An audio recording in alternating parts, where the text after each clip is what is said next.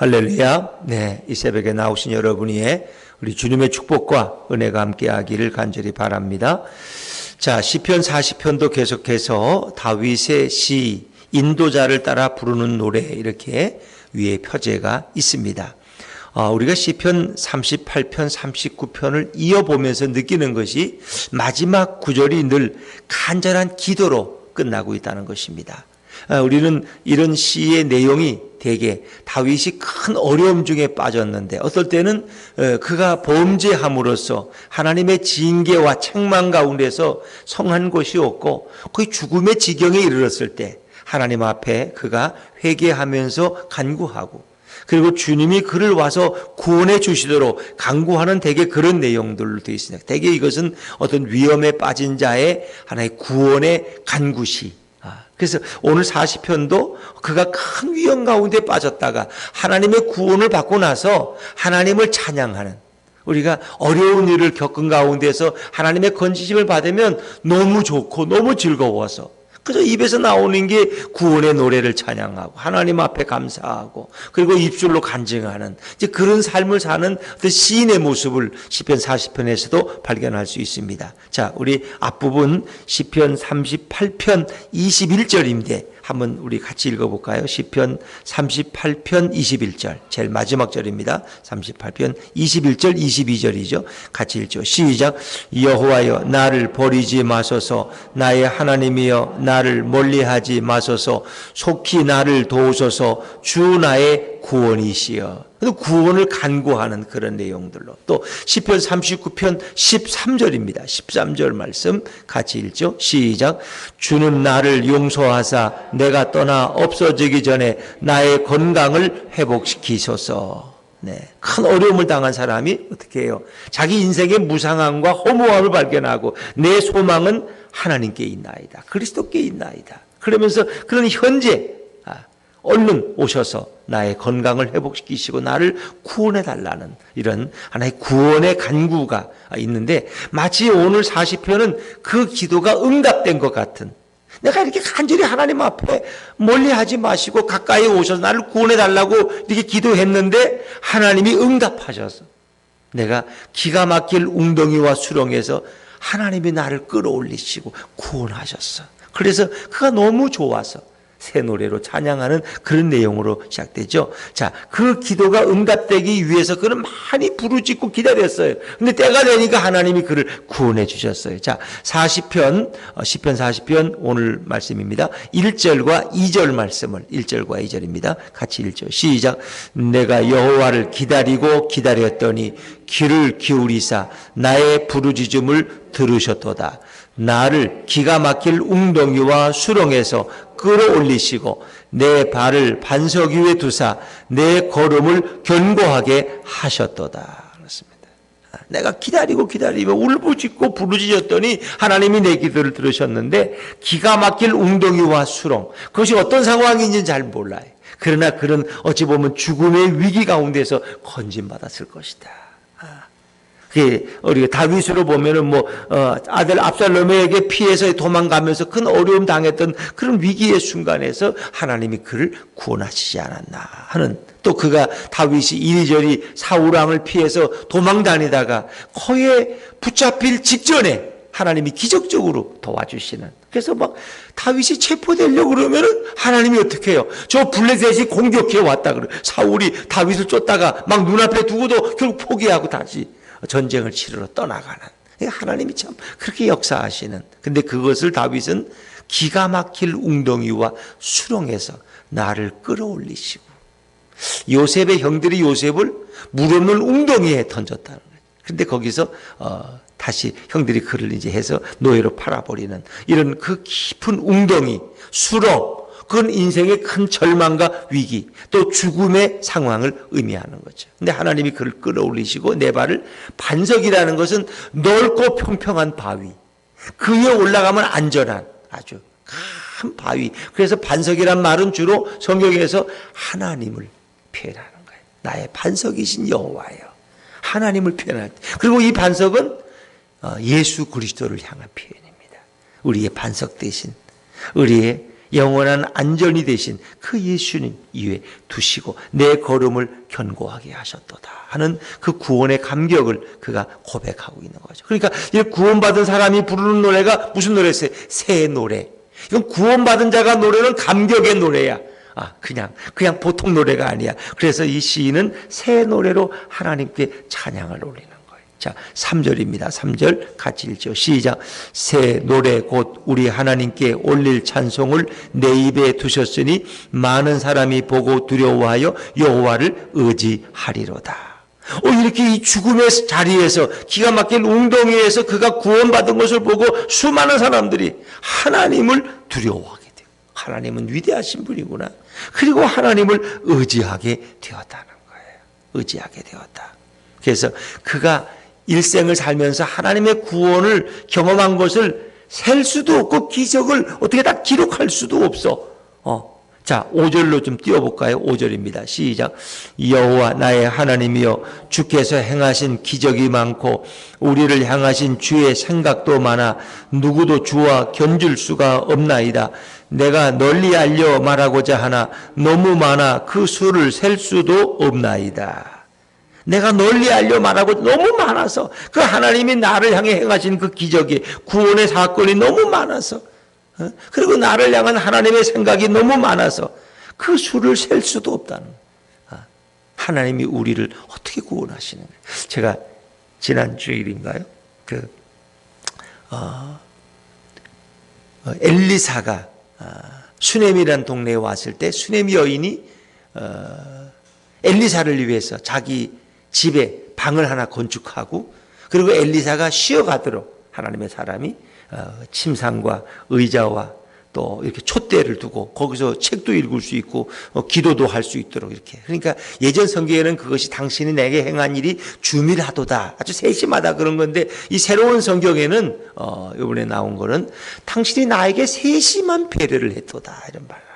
이 배려라는 말. 특별히 그 시대에 하나님의 사람을 분별하는 것도 귀하지만은 이렇게 하나님의 사람을 위해서 방을 하나 건축하고 그를 위해서 이렇게 집을 내어준다는 것 쉬운 일이 아니에요.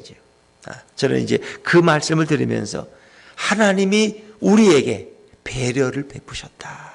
우리 인간을 구원하기 위해서 결국 하나님이 인간의 몸을 입고 우리를 찾아오신. 왜? 우리가 하나님의 음성을 듣지 못하니까. 하나님의 마음을 모르니까 그분이 우리와 같은 인간의 몸으로 오셔서 우리의 언어로 우리에게 구원에 대해서 천국의 비밀에 대해서 말씀해 주셨다는 거죠. 어찌 보면 하나님이 우리를 구원하신 방법은 참 놀라운 거예요. 어떻게 우리를 아무리 구원하려고 해도 하나님이 인간의 몸을 입고 우리를 찾아오실 수 있을까? 그렇죠? 그건 놀라운 일이에요. 그래서 많은 종교들이 있지만은 하나님이 신이 우리를 찾아오신 종교는 기독교밖에 없는 거예요. 다 다른 종교는 인간이 그들의 신에게 찾아가는 거야. 그런데 우리의 사랑은 하나님의 사랑이 우리를 향했기 때문에 우리를 찾아오셔서 우리가 가장 쉽게 믿고 적응할 수 있는 방법으로 우리를 구원하시는, 그것도 우리가 뭘 이렇게 공로를 쌓아서 땅을 많이 파서 집을 많이 져서 착한 일을 많이 해서 구원받는 것이 아니라 그분이 우리가 할 일을 다 대신해 주셨어요. 우리의 죄를 십자가에서 대신 지시고 죽으시고 보혈을 흘리시고 그 흘리신 십자가의 예수님을 믿고 영접하는 자마다 우리에게 구원이 주어지도록. 그거 너무 쉬운 거예요. 이게 얼마나 세심한 배려예요. 그렇죠? 마치 불뱀에 물린 자들이 저 노뱀을 나무 삭대기에 해서 올려놓고 쳐다보는 자마다 불뱀에서 치유받는 것처럼 그 구원받는 사건이거든. 그 예수님이 십자가에 달리신 것을 바라보라는 거예요. 그의 구원을 바라보라. 예수를 바라보라. 이건 하나님의 세심한 배려예요. 우리를 향한. 근데 오늘 5절의 고백이 바로 그런 고백이. 주께서 행하신 기적이 너무나 많고 우리를 향한 주의 생각이 너무나 크고 놀라워서 내가 어떻게 일일이 기록할 수가 없고 일일이 말할 수가 없을 정도라는 거예요.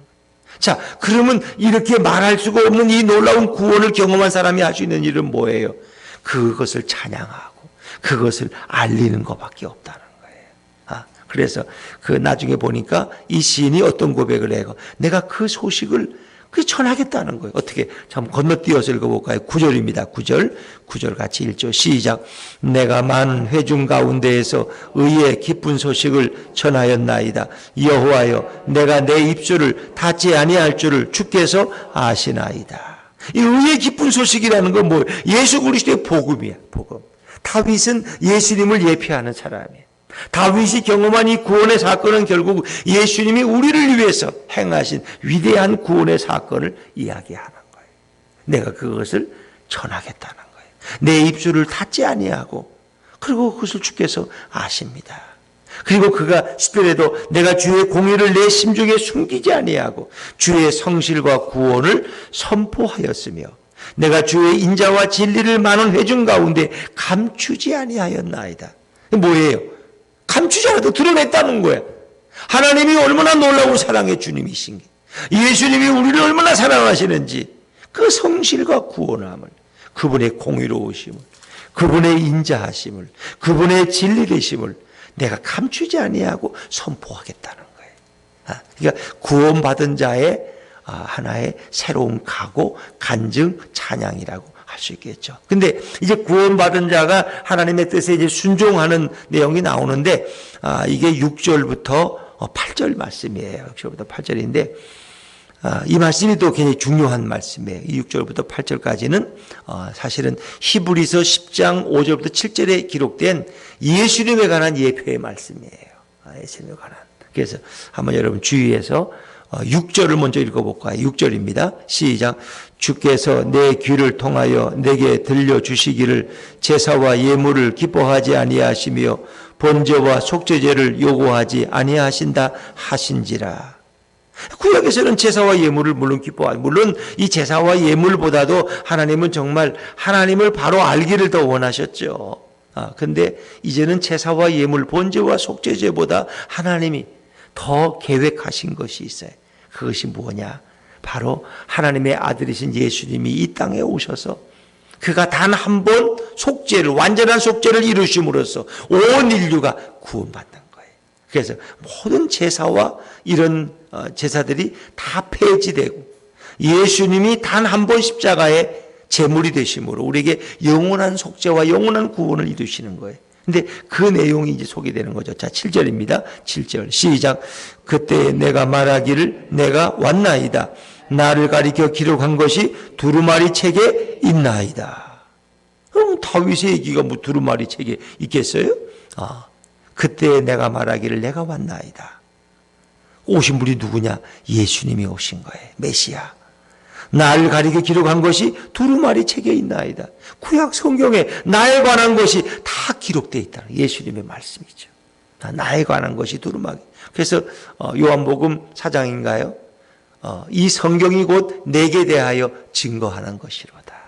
그렇죠? 예수님은 이 구약 성경이 바로 나에 대해서 말하고 있다는 거예요. 나를 가리켜 기록한 것은 두루마리 책에 있나이다. 내가 말하기를 내가 왔나이다. 이것은 다윗의 고백만이 아니라 다윗이 하나님의 감동 가운데 기록한 예수님이 이 땅에 오셔서 우리를 영원히 구원할 것을, 다윗은 작은 구원을 경험했지만 인류를 구원할 큰 구원을 다윗이 예언하고 있는 거예요. 그것은 누구를 통해서? 우리의 메시아이신 그리스도를 통해서, 그리고 그분의 순종을 통해서. 자, 8절입니다. 8절 같이 읽죠. 시작. 나의 하나님이여, 내가 주의 뜻 행하기를 즐기오니 주의 법이 나의 심중에 있나이다 하였나이다. 예수님이 이 땅에 오셔서 십자가를 지는 그 순종을 통해서 우리 인류가 구원받는 이 사건이 6절, 7절, 8절에 기록된 건데, 이제 더 분명한 것은 여러분이 한번 읽어보시면 더 확실하겠죠. 히브리서 10장 한번 찾아보실까요? 히브리서 10장 5절부터 7절입니다. 히브리서 10장. 신약 성경인데 362쪽입니다. 362쪽.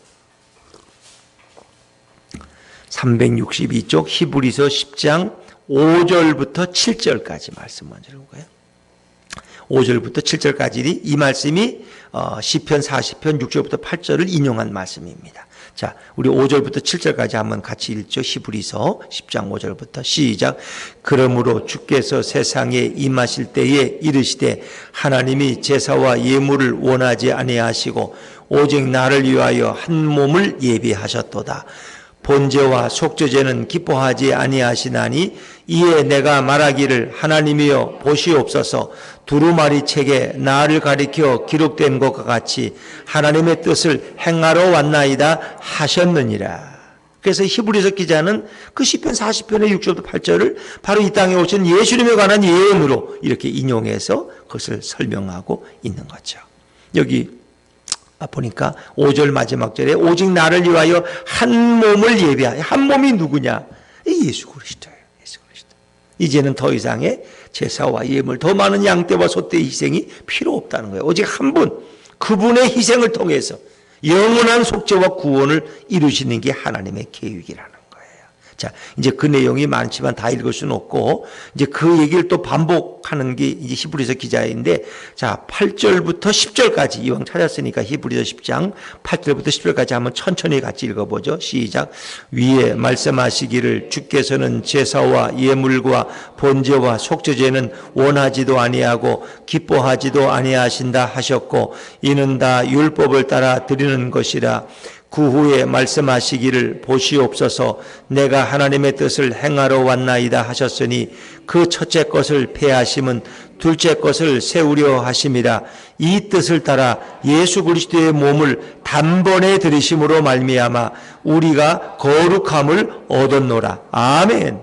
그렇죠. 이 다 예수님의 십자가 사건과 관련된, 그분이 한번 십자가에서 죽으심으로 영원한 구원과 속죄를 이루시고 이제 모든 번제와 속죄제가 폐지된다는 거예요. 폐지된다. 이미 그것을, 이 놀라운 사실을 이렇게 다윗이 성령의 감동 가운데 예언하고 있다. 그러니까 다윗이 경험한 구원은 아주 작은 구원이야. 그러나 다윗이 예언하고 있는 것은 인류의 큰 구원을 예언하고 있다는 것입니다. 그가 누구냐? 바로 메시아 예수 그리스도, 그가 오셔서 이루실 그 놀라운 구원을. 그래서 시편 40편에는 이런 반석이라는 이런 표현들, 또 이 성경이 나에 대해서 기록한 것이다.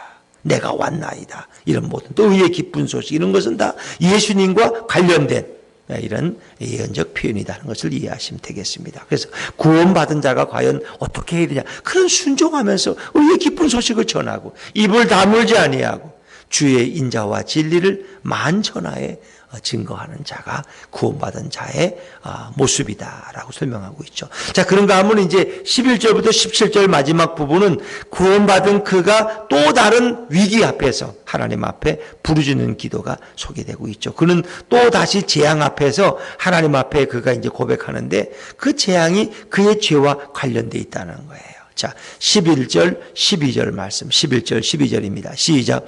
여호와여 주의 국류를 내게서 거두지 마시고 주의 인자와 진리로 나를 항상 보호하소서. 수많은 재앙이 나를 둘러싸고 나의 죄악이 나를 덮침으로 우러러볼 수도 없으며 죄가 나의 머리털보다 많음으로 내가 낙심하였음이니이다. 그래서 1절부터 10절까지와 11절부터는 꼭 다른 두 개의 시가 하나로 합쳐진 것처럼 느끼기도 하지만은 이것은 학자들의 의견은 이것은 두 개가 하나다. 하나의 통일된 시다.